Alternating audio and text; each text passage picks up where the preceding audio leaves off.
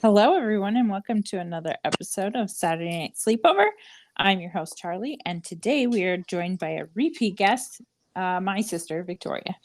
Hi, everybody. Hello. Okay, I do have a question about that, though. How many times do you have to be on the podcast in order to be considered a regular guest? Like, does it need to be 3 or more? Or I don't know. I'm making it up. okay, I'm gonna go with 3 or more. So if I get to be on a third time, I'm officially a regular guest of the podcast. Okay. That's what I'm gonna go with. New rule. Invented by Victoria. New rule. Like I have any say in anything. It is the black hole week between Christmas and New Year's, and I had a bunch of days off that I could have been way more productive and created a lot more content, but I did not do that. I spent time being lazy. If it makes you feel better, I'm actually not off. I'm working from home because there's nobody in my office at all right now, and I have been 0% productive. I have only maintained email. I have not done anything. So I'm not entirely sure what day of the week it is. I actually had to go to work today and the day before. Oh, but I had Monday and Tuesday off, and then I had taken Friday off before Christmas. So I came back to work and I was like, okay, what are we doing? Hang on, I feel like it needs to be an international holiday that between Christmas and New Year's, just no one does anything. Like, no one knows what day of the week it is. Everyone's full of cheese and alcohol. Like, just nothing is going to change. World wars aren't going to get solved in those 5 days. Banking isn't going to change. The economy isn't going to go downhill in 4 days. Let's just make it a official federal holiday. Federal holiday that everyone just gets those 4 or 5 days off and does absolutely nothing. I mean, maybe the world would be a better place. I don't know, but I'm convinced that should just be a thing. Yeah, I'm not against it. No, but so how was your holiday? It was fantastic. It was really, really good. It was my first holiday with my girlfriend, which was, of course, super special. And very, very gay, but it was fantastic. She got me some really cool stuff, which I'm really happy about. And then I spent the actual holiday with my sister and her family, and that went as well as to be expected with, our family history and all that good stuff. So, to be honest, it was a solid Christmas. You had a better, well, I don't know if it was a better Christmas, but you had a more significant Christmas, I think, than I did. That. You had a special guest. Yeah, your dad came to visit. It was fun. You spent Christmas with my dad. I am surprised you didn't just drive all night and come hang out with us. I should have. But what was your favorite gift that you got for Christmas? My favorite gift that I got for Christmas is actually this vase. It is made to look like a book. So it's like I don't even think you call it a smoked acrylic vase, but it's like a cloudy, it's acrylic, so it's like plastic, but it's like cloudy, so it looks kind of like smoked glass. And it's made to look like a book, and on the bind of the book it says the Wizarding World, and on the front side of the book face it's says a quote from Harry Potter, and then has the Deathly Hallows symbol on it and stuff. And I am so obsessed with this vase. Actually, the two of my favorite gifts are that vase and then a candelabra, not a candelabra, which is what I found out. I'm gonna make fun of myself. I have pronounced a candelabra my entire life. No one has ever corrected me until I go to this antique store with Allie, and I'm like, ooh, a candelabra. And she just looks at me and I am the biggest moron. And she goes, do you mean candelabra? And I looked at her and I was like, no, it's candelabra. And she goes, no, it's not. Yeah. So I also got a candelabra. It's like this antique bronze, kind of a thing you'd imagine if you were like a ghost and ghosting in your house. You'd have this candelabra with candles and ghosty dress on. I'm imagining Lumiere from Beauty and the Beast. Kind of, but not an animated character. And I got that. So I am obsessed with it because I'm using it twofold. I'm using it obviously to hold candles for a mood in my bedroom, but I'm also using it as a necklace holder as for like my jewelry because Mm-hmm. I hate standard jewelry holders. I think they look so boring and so like, I don't know, basic white girl-ish, and I cannot stand it. So it has these really cool like spindly things on the candelabra, and so I'm using it to hold like my necklaces and bracelets on it. So it's like this like antique candly jewelry holder thing, and I'm obsessed with it. So those are my two favorite Christmas gifts. Very cool. What are yours? Um, I I got a musical saw for Christmas. Yeah, I keep forgetting your family thinks that's a real instrument. Yeah, it is. Well, I mean, it is an instrument. Like hold on, let me take that back. It is 100% a real instrument. A musical saw is. However, it is very, very specific. I think to your family's history that it still exists in the world. Well, you know what? My I got it from my sister, and she like did all the research and found that there is like a campground in Alabama that sells musical saws, and they sell a lot of them, and like that's like the source for musical saws, I guess. I don't know how she I found would this out, but she said that her quote was that she said that she has connections, and I was like, I'm not going to ask any more questions, I just trust you. I'm really not surprised that it is a random campground in Alabama that makes musical saws. Yeah, I I mean, feel it like came with the whole kit. It came with the bow and the resin and so everything. are you gonna learn to play it? Yeah, well, I already know how to play it. I Oh, I was like, I I knew your dad and your grandfather did, but I didn't know if you did. my dad taught me whenever I was really little. Okay. And I mean, I don't have very much practice, obviously, and there's not really like sheet music for it or Yeah, I anything. was like, how does that work? So there's really no way to like teach you how to play. You just have to figure it out. And Oh, okay. so I actually like got somewhat of a scale in tonight, so I felt pretty good about Oh, it. that's pretty impressive. I don't think I could figure it out. It seems like a very unique instrument to learn to play. I also think you need to post about it after you like post this podcast. Like you need to post a picture of it on the podcast Instagram, so when people listen to this, they go, "What the hell is a musical saw?" Because they will. They can then go to your Instagram and they can be like, "This is what a musical saw is." Because I'm telling you right now, what you all are imagining is not what it is. It is literally a saw.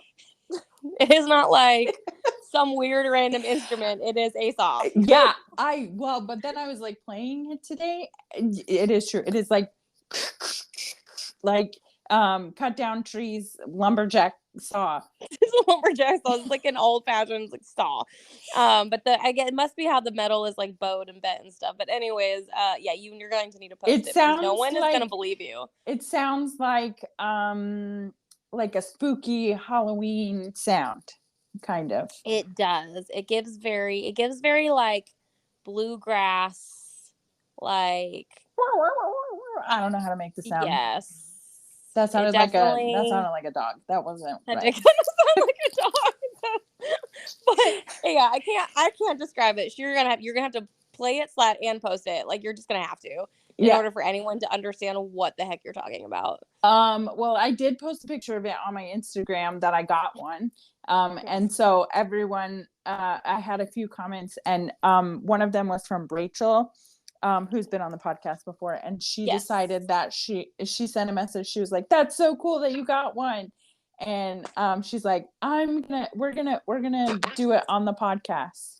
And I was like, "Okay." And then I sent her like a audio clip of me practicing, and um Did she change her mind? no, She like never mind. We're no, not doing this on the she podcast. said I'm gonna figure out how to, or I'm gonna practice playing the spoons, and we'll have ourselves a redneck band.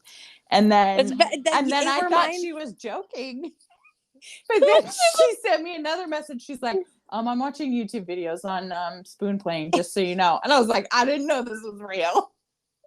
So I was like, there's no doubt in my mind that with Rachel, because this is the Rachel I know, right? Yeah. Yeah, there's no doubt in my mind that it's real.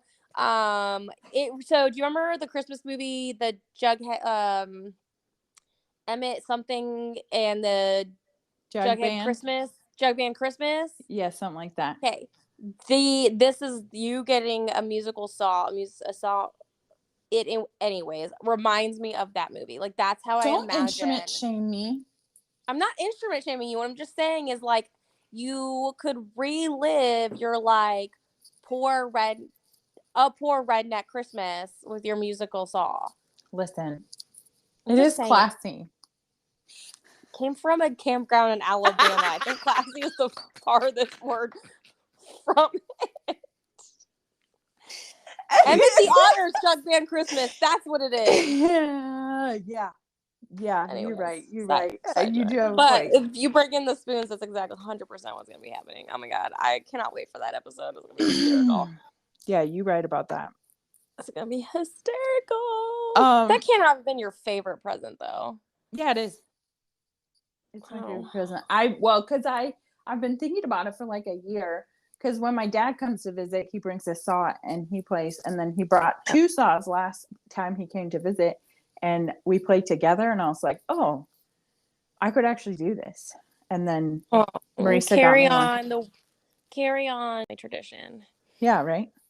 It is definitely. I mean, I can't say anything. I have my own weird ass family traditions. I'm half Polish, but that's definitely a weird one.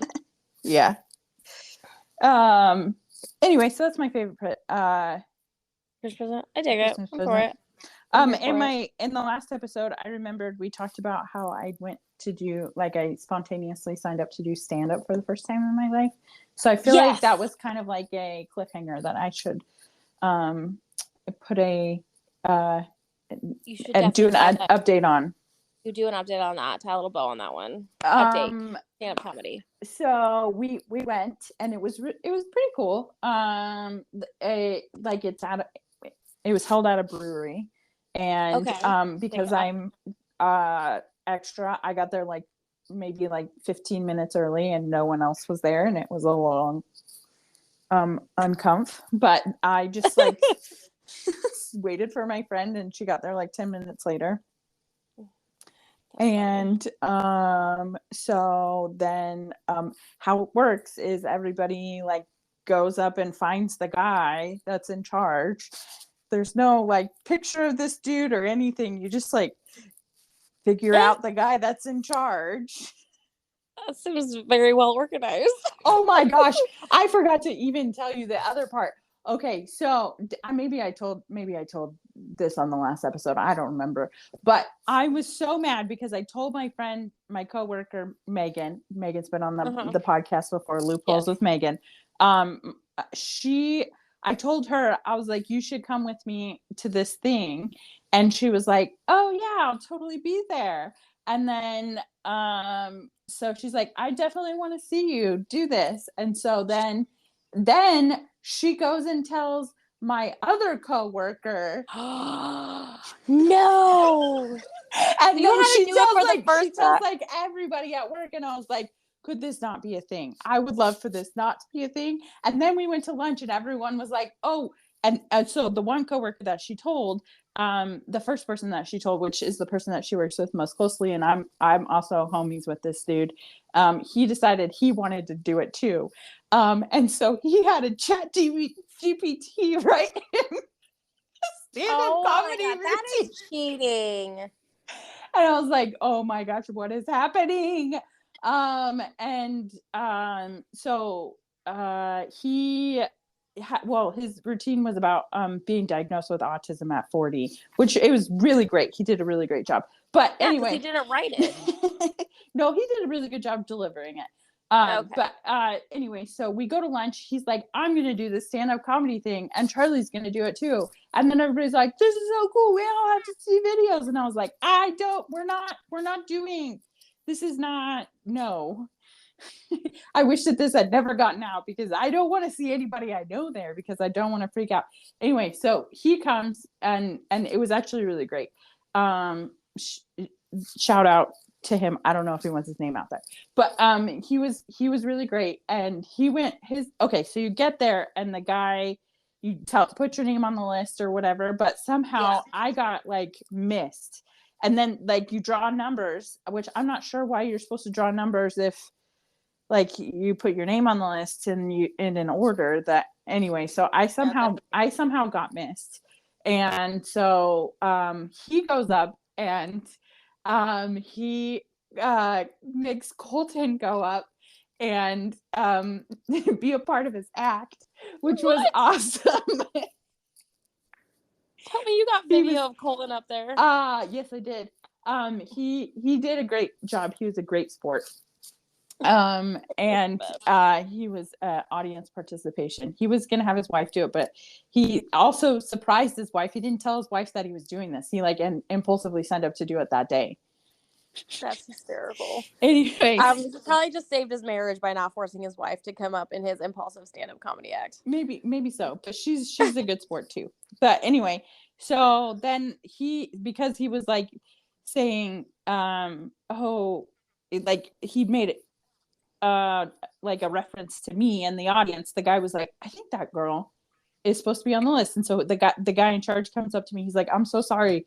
I don't know what happened, but I don't have you on my list. What order are you in? And I was like, well, my number came up like several numbers ago and he never said that I was going. So he's like, I'll just put you next.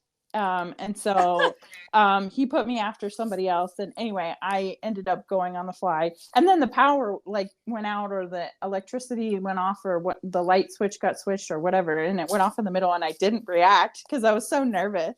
But then so I did my set and everybody gets 5 minutes or whatever. And I like, okay, so at lunch, my coworker had gotten in my head because he went on the website and read all of the rules and stuff. And I didn't do that because I was like, it's going to stress me out. I should just like go with the flow. Also, what kind of rules are there? It's comedy. Like it talks about how like you, your time limits and stuff, how that works and everything. And I didn't look it up on purpose. And he got in my head and told me all the things. And I was like, oh my gosh. So then I had to switch gears to what I was gonna say, and I got really nervous. Very stressful. It was very stressful, but then I did it and it was great, and I was fine. Like I delivered it because I am somewhat used to like storytelling and all that sort of stuff because that's and you're funny, so yeah, and I have a podcast, so I'm somewhat practiced and stuff, but anyway, so. It was fine, but I probably should have reacted differently. And also I should not have, I like, kept looking in the audience at the bald liberal person and my story was about skinning squirrels.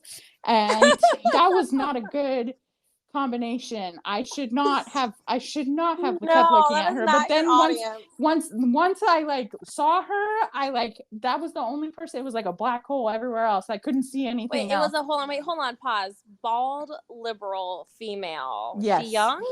I'm guessing. I don't know. I'm actually making assumptions. I don't know if she's liberal or not, but she just like gave off that vibe. Did she have her head shaved? Yeah. What was she? She definitely sounds like she would have been liberal. I don't feel like conservative women shave their head. I mean, she could have had cancer or something. I don't know, but I shouldn't make any assumptions. But when you're up there and you're looking at them and you're making assumption, like I made an assumption. I kept looking at her and I was like, I can't. Did she have eyebrows? I don't know. I can't remember. Eyebrows. It was not cancer. Yeah, I think she had eyebrows. She had eyebrows, and probably but I mean, everybody's liberal. Drawing their eyebrows on these days, so you never really know anyway. That's also true. Anyway, I think if it's stand-up comedy, shaved head, hairless, we're gonna go. I think liberals. Safe. Yeah, I mean that was the assumption that I made. I kept looking at her, and I was like, I could tell that she was upset by my story about skinning squirrels, and she definitely is then. And so I was like, I could not. But then once I looked at her, I could not look at her, and I was like, oh man, now. So now I had to like, yeah. Well, anyway, plus my coworker that came has a pet squirrel, and I was like, oh gosh, anyway, it was. To be fair, you contributed to the traumatization of a society, so that's cool, and skinning squirrel story sounds hilarious. It also sounds like something you may have done with my father at one point. It was Definitely. He was a main character in the story. I was like, that is a dad story. That is my dad story. Yeah. So then anyway, my set was over or whatever, and then I went to the bathroom afterwards, and but this was probably the best part is when I walked out of the bathroom, there was like other people who had gone before me, and they all like they were like, well, how many times have you done that set? You did so good. And I was like, that was my first time. And they're like, oh my gosh, that was your first time. You knew your material so well. You did so. And it was just like very like nice. Like I was not expecting that. Awesome. Are you going to do it again? Probably. Yeah. That's awesome. Well, I mean, because you have a lifetime then 2 days later, my coworker that went with me was like, we should start a comedy troupe. And I was like, sir, I mean, we can, but like we probably should involve someone else that has done this more than one time. You're like, sir, I don't think I would like to have this kind of connection with you. I do. I he's my homie. I don't mind. But I was just like, sir, we need to like, it can't just be us. We need to like figure out somebody who knows more about this than we do. Oh, just keep doing stand-up. I think it's hilarious. I've always told you that you should do stand-up. I thought you'd be hilarious because you have the best stories. Also, you have literally a lifetime of material.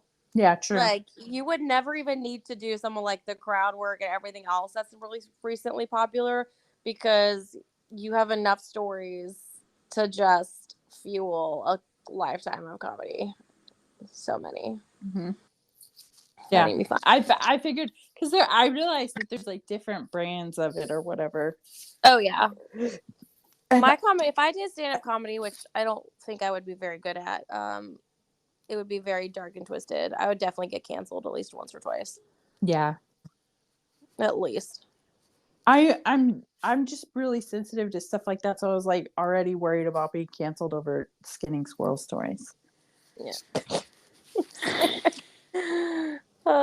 That's funny though. I like that. But yeah, my friend did really good too, and then we all like took videos of each other and airdropped. It was cool. Awesome. It's definitely something I would recommend doing with somebody you know. That's probably less scary to have someone and like someone else doing it with you. Mm-hmm. I'm sure they can also, if you completely bomb and they also bomb, it like you can bomb together. Yeah. That's nice. I am not surprised that your first time doing it, you did an awesome job. And I'm really proud of you for putting yourself out there that way. I think that's fantastic. Thank you. You do all sorts of brave things. It's fun. I like it. Yeah. And I did way better than the dude with a puppet. That's for sure. I'm sorry, what?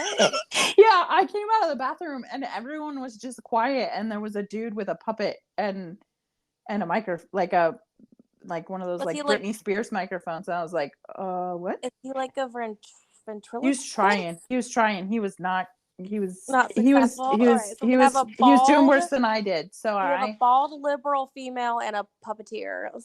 This story is, I'm so confused. Is this like weird Arkansas shit? I don't know, man, but it was I don't know. I think that I just attract weirdness into my life. So, yeah, that's you do. There's always a weird situation brewing. You do attract a lot of weirdness. Mm-hmm. All the weirdness. My life is not that weird. No. But I tend to give off of a please don't fucking talk to me vibe. So like an aura of you do not want to be my friend. Yeah. That's my vibe. I don't mean to give off that vibe. I'm a very nice person, but that's definitely what my face is. Yeah. I don't control my facial responses very well. I don't either. My end of the year feedback from my boss, my VP, was basically the professional version of you need to learn to fix your face. Oh, okay. Because I like get really annoyed at stupidity. So for directors and like managers and stuff like that, our yearly evaluation cycle actually happens at the end of the calendar year, where for people below managers and directors, it's on a fiscal year cycle. Don't ask me. No idea why it's that way. But we did our he hasn't gone over it with me, but he's like, they submit it into the system and you can like see your feedback or whatever. You have to do your self-evaluation. But yeah, essentially it's your frustrations are often apparent, like kind of thing. And I walked into his office and I was like, so you're telling me to fix my face? And he busted out laughing. He was like, yes, but I can't type that in the HR system. That's funny. I do not have a good poker face. Well, yeah. So I feel that. I don't have any like exciting stories to tell. My life has been very, very stable. It's kind of been awesome. Let's see. I went to Mississippi. Oh, we can talk about this. Speaking of, because we've talked about our unique family and our unique parents. We've talked a lot about like your mom and my dad and their marriage and like being stepsisters and stuff. I don't think we've talked a lot about our other biological parent. Have we? I don't think so. I don't think so either. So for context, obviously you have your dad. I have my mom, who all knew each other, which actually hindsight's kind of weird. But anyways, everyone knew each other growing up. But my mom is fresh off the boat, Eastern European from Poland. Came here with my half sister, married my dad, et cetera, right? So she's very, very Catholic, very religious. And then there's our parents, my dad, your mom, who are very, very, very Mormon. And one of the things that, I still remember when I told you, when I came out to you and you were like, no shit, Sherlock. So the important people, so for context, everybody, the important people in my life have always known that, I'm bisexual. Like it's never been a secret, but as you've probably picked up on Charli's and my previous conversations, our relationships with our parents are, different. They're a little more controlled. So one of the things that I've had to do recently and still doing, because I still haven't told dad and your mom yet. So hopefully they don't listen to this ever. I don't think they know this exists. Maybe we can send it to them as my way of coming out to them. I don't think that's a good idea. I don't think that's a good idea. Don't think that's a good idea. I did unrelated. I did want to send them like one of those confetti things. What is it? The you can mail the thing you hit with a stick at birthdays. Oh my god. Piñata. Piñata? Yes, you can mail piñatas now, and I wanted it and have it filled with like pride confetti in the middle and be like, I'm gay, and just like do it that way. But apparently that is not as funny to other people as I thought it was to me. But unrelated. So anyways, I've never been out to my parents. You know this, but podcast listeners, I've never been out to my parents really as just a way of kind of protecting myself and not dealing with it, because I don't have a close relationship with either of them anyways, so it never really mattered. And the only person they ever met that I dated happened to be the person I was married to at any point in time. They've never met or anyone I've ever dated, but now I'm dating this fantastic human. So I have had to come out, and I'm coming out. I haven't had to come out. Anyway, not the point. The point is don't have a great relationship with my parents, but I came out to my mom over Christmas while I was down there. And it was very healing in a lot of ways. Like she floored me how she reacted, right? So we're talking hardcore Eastern European, was raised Eastern European Catholic. The Pope was on the TV at my grandparents' house, like fully expected her to be like, you're going to hell, like you're not welcome at my house. Like that was what I was prepared for. Mm-hmm. That was not what happened at all. What had happened was she obviously like she kept her calm. There was no like emotional yelling or anything like that, but she just like sat there for a second. Pause, unusual for your mom. Okay, also she will yell about a butterfly for my mom. She didn't speak to me for 3 months, context, over not sending her a Christmas card. And the reason that this makes no sense is because I have never mailed out a Christmas card in my entire life, 34 years. I've never sent her a Christmas card. I've never made a Christmas card. I've never sent anybody a Christmas card. But this one year, apparently, she didn't speak to me for 3 months. And the only reason I knew why she was upset was because when I called Anna to be like, what the heck is going on? She was like, mom's not talking to you right now because you didn't send her a Christmas card. And I was like, what the hell? Anyways, so context, my mom is very emotional. There's always yelling, almost always, about everything all the time. So the fact that she did not have a strong emotional reaction in a negative way. Also, you're right. Shocking. Like I was completely floored at how this went down. So the first thing she says to me, and which was not what I was expected, was, this doesn't change the fact that I love you. Like that's never Wow. going to change. Nothing is ever going to change that. Like she went straight into reassurance mode. And I was like, what kind of emotional, like body snatching situation is happening right now? Like this is not my mom. Like I was shocked. And you know, she did have some of her stuff where she was like, I'm concerned for you as a mom. People are going to look at you. This isn't accepted by society. And then she started going into the religion thing. And this was like, again, shocking. And she started going to the religion thing. And she goes, you know what? That's besides the point.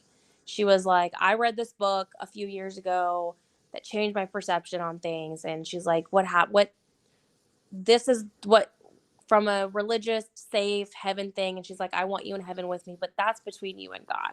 Like, I have no say in that. That is between you and God, and my opinion on religion and my perspective on religion. Obviously not in the same language because she's got the English equivalent of a fifth grader because she's not from here.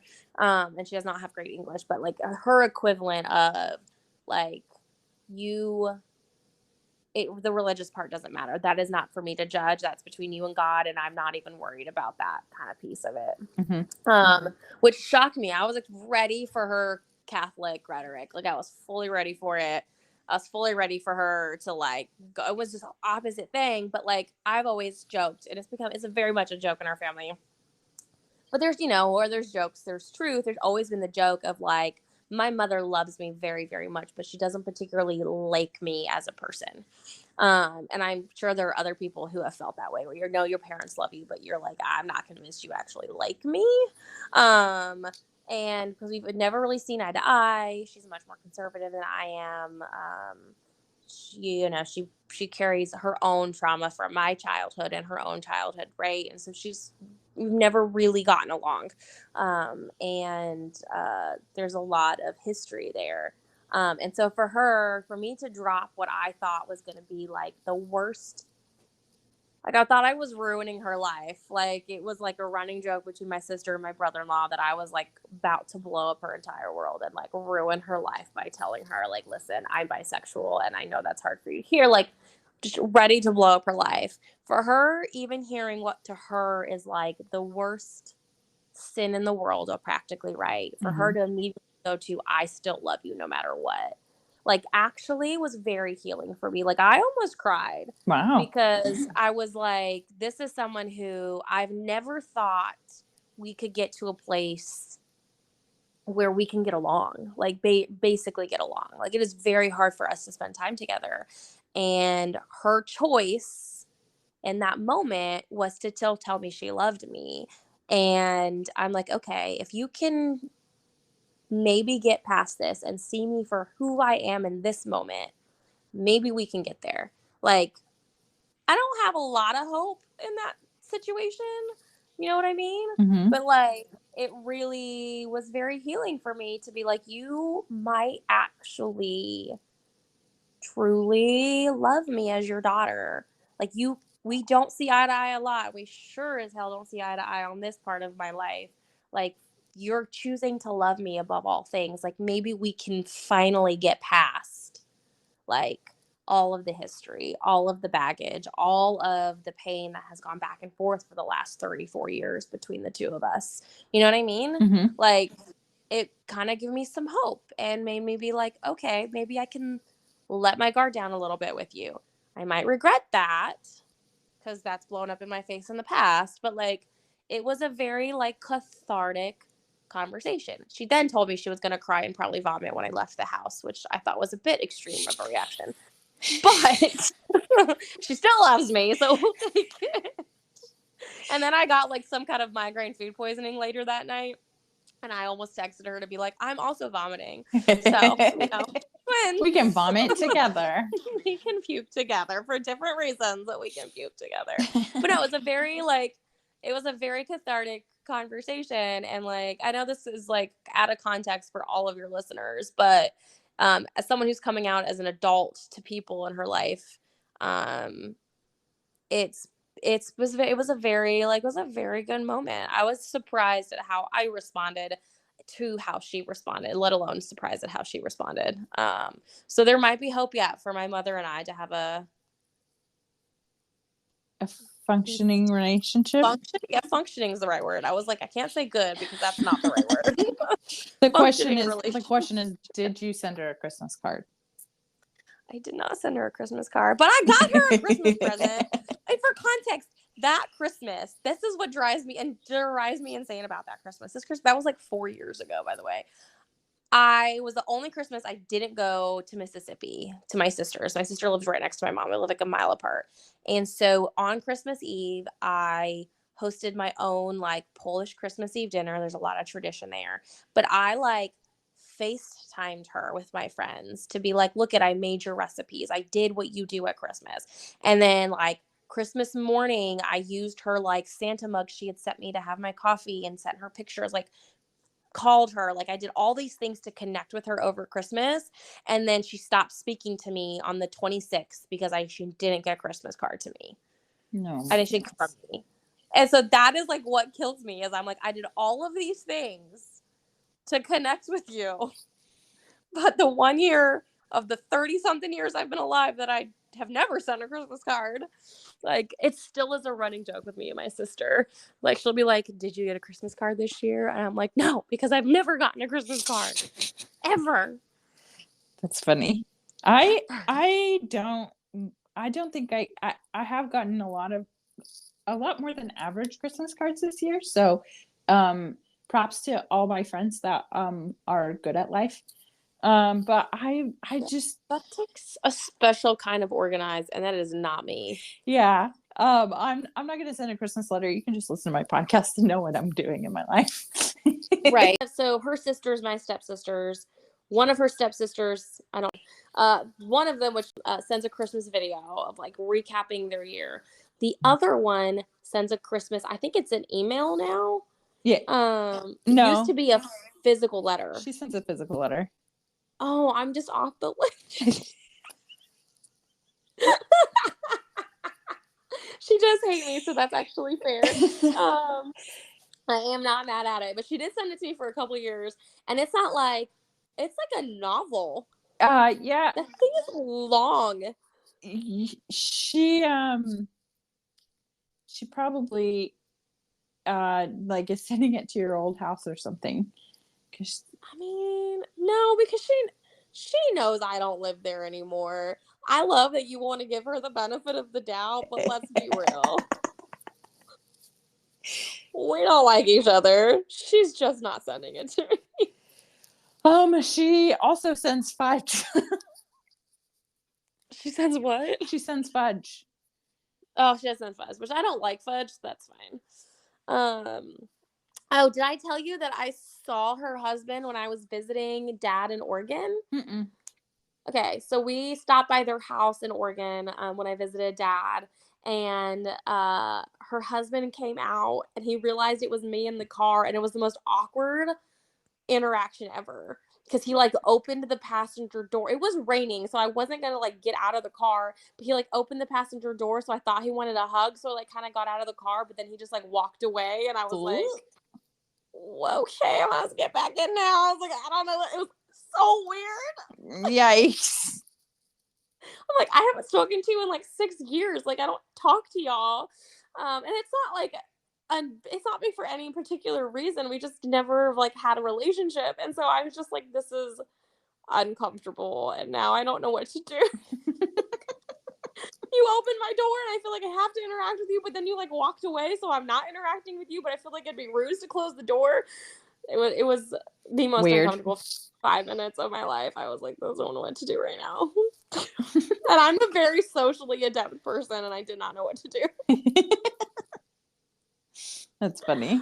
Oh god, it was so awkward. It was so awkward. But anyways, so yeah, that was weird. But yeah, I'm not mad I'm getting left out of the Christmas letter. I'm not gonna lie, that thing is long and I never read it. Yeah, she puts together a pretty intense letter. Yeah. Do you think she builds it throughout the year, or she just sits down one day and just like vomits? How do you keep track of all of that? I don't know. Otherwise, I don't know. I can't begin to fathom having my life together enough to send a Christmas card. Yeah, let alone a letter. I need to see if if the other sisters is in. So keep tracking names. It's in my old email. I never checked that email account. I think it's just on social media. Oh, is it? I don't follow Facebook anymore, so I won't see it then. But anyways, so on that note, there's our family Christmas drama. Yeah. Well, no, it's pretty. I mean, our Christmas wasn't super dramatic. It was just chill. We just opened up Christmas presents. And I FaceTimed you at Christmas. Mm-hmm. That was fun. Yeah. My mom was there when we did that. Mm-hmm. Because I realized how late it had gotten in the day and I hadn't yet FaceTimed y'all.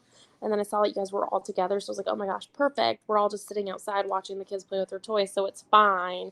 But then, of course, my sister has children, and children are like, why are you on the phone? Who are you talking to? Even though I'm over here rollerblading on the other side of the yard, I need to come talk to whoever you're talking to on the phone. So then everyone had to come and say hi. And then my mom's just sitting there like, oh, you're talking to your dad. And I'm like, y'all have been divorced for like 25 years. No, longer than that. Hold on. I'm turning 35. So that would be 29 years? Yeah. They've been divorced for 29 years, and she still can't, like, acknowledge him. Yeah. Isn't that insane? That is insane. It's insane. I mean, so, I guess you could speak to not acknowledging a person that you're divorced because you are also divorced. So okay, yeah, but I would have talked to them if they talked to me. Like, that's different. I just don't ever reach out because I'm not going to open that Pandora's box. But, like, I didn't cut off my in-laws. They just never spoke to me again. My ex-in-laws. So it's different. And I don't have any animosity towards my ex-husband, like, at all. Yeah. Like, I hope he's gotten what he needed out of life, you know? Mm-hmm. And he's in a happy, healthy place. Yeah. I don't know. I don't talk to him either, so. No. None of us do. But, yeah, I don't know. You're still friends with him on social media, though? Maybe. I don't know. I haven't checked in a long time since the last time you wanted me to. I just want to know if he's okay. I have just exposed myself, yes. But I just want to know if he's alive. So, for context, because I think people think I'm not over my ex-husband. That's not true at all. We had a very difficult relationship, and he had some substance use issues. And I've not spoken to him since the day we signed papers. And so that was like almost 7 years ago. And every once in a while, I wonder if he got like sober or clean, and is he still alive, and is he okay, kind of thing. But I've never reached out. And then, but I do know he still has social media because Anna, my sister, follows him. And she'll tell me, and I'm like, she'll be like, do you know I'm still friends with him on Facebook? And I'm like, congratulations. I don't know what to tell you. I don't know what I'm supposed to do with that information. But anyways, yeah. So now that I've told all of my trauma to your listeners. How do you feel? probably made them very depressed. I am so sorry. I feel great. It's very cathartic for me. It's way cheaper than therapy. And I apologize to your listeners for ruining their lives. I don't think their lives are ruined. Oy vey. Yes, just send a comment in if your life is ruined. And then I will personally apologize to you. I don't think anybody is. I think it's just I will interesting. send you a personal apology email, text message, Instagram message. I don't know. Something. Oh, the man. whole thing has gotten away from me. you just taking yourself deeper. I don't know what to say. It's so good. You can see my face right now. I can feel myself blushing. Whoops. Well, anyway, so on this edition of what are we talking about? I don't know. Oh, Lord. So funny. Anyway, so happy Black Hole Week. Yes. By the time this comes out, it will be not 2024 yet. So hopefully you've made all of your New Year's resolutions. Do you have any New Year's resolutions? I don't make New Year's resolutions. I don't either. First of all, I don't have enough faith in myself to complete a New Year's resolution. First of all, one. And two, what's my New Year's resolution? I don't want to be a better person. Like, I'm not giving anything up. I'm gonna like, you know what? It's fine. I'm good. Like, I like the like when I had Chandler on and she talked about Scary October. Do you remember that? I remember it vaguely. So she like did something scary every day in October, but scary like she picked a thing like making no cereal for her kids or whatever, so she had to make breakfast every day. That sounds awful. But like I like stuff like that. Like, so I did do this last year and I didn't finish out the year because I just I don't want to say I ran out of time because that's not true. I ran out of like desire. I didn't care anymore. So last year what I did is I picked a skill I wanted to get better at. mm-hmm. And then every month I would work on some associated skill. So I wanted to get better. I love to cook and bake. So I wanted to get better at baking. And so every month I was picking like a baked good I was going to master, like biscuits or the chocolate chip cookie. So I didn't have to like go pull out a recipe book or anything like that. Like I was just going to be like, I now know how to do this. Mm-hmm. Bread, etc. Which I learned how to make bread. I learned how to make pizza dough. I learned how to make biscuits. And then I kind of got to the point where I was I was just like, I don't have enough people to give baked goods to. And I just kind of like lost I ran out of things I wanted to like have in my like skill set. Like I don't need to know how to make a pie. Like I'm gonna buy pie crust because I'm lazy. Like so it kind of got to the point where like I learned how to do all the things I wanted to do, and so I like stopped. But like now I make pizza dough all the time, and like now I make bread all the time. Like it's an easy thing. It's something I'm very comfortable with. So maybe I'll do something like that this year, is like pick another skill set I want to do and just like try that again versus like a true resolution, because I don't actually want to be a better person.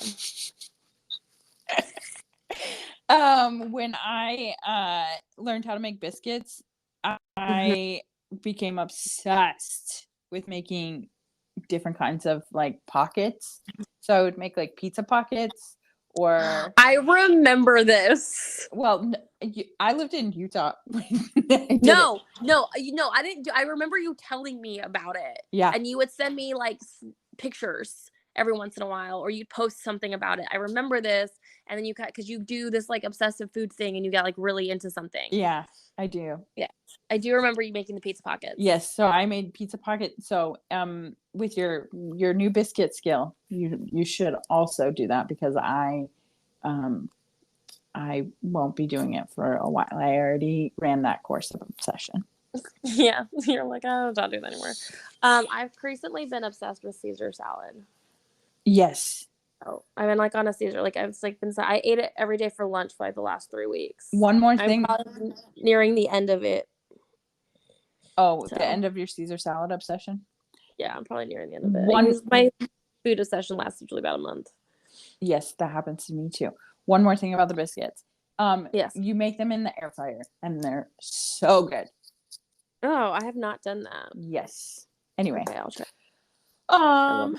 Now that we're done talking about our food obsessions, that sounds like a pretty good place to stop. Is there anything that you wanted to talk about that you didn't get to?